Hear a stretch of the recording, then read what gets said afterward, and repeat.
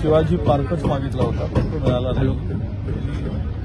ठीक आहे, अप्लिकेशन मागे पुढे झालंय त्याबद्दल फार काही मला बोलू बाईट चालत सर मी काय त्याला प्रत्युत्तर म्हणून सभा नाही. तर ही महाविकास आघाडीच्या मी तर असं म्हणतो की विजयाचा संकल्पच आहे, विजयाचा संकल्प आहे.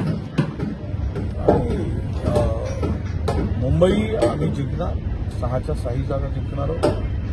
आणि या महाविकास आघाडी इंडिया आघाडीची ही सभा मुंबईची ही शेवटची सभा आहे प्रचाराची. कारण उद्या संध्याकाळपासून प्रचार बंद होणार आहे. आणि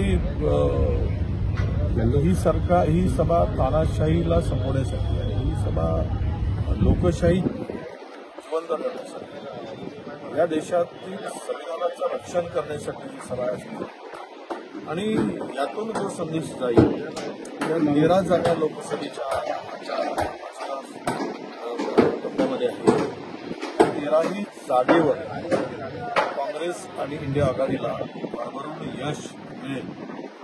आणि आता महाराष्ट्रामध्ये सगळं वातावरण जे आहे ते बदललेलं आहे. नव्हे तर देशातच वातावरण बदललेलं आता महाराष्ट्रामध्ये.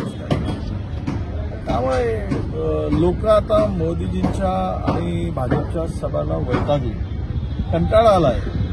काही लोक असं म्हणतात की आता खेळच आलाय, नको तेच ते भाषण आणि त्याच्या पलीकडे काही नाही.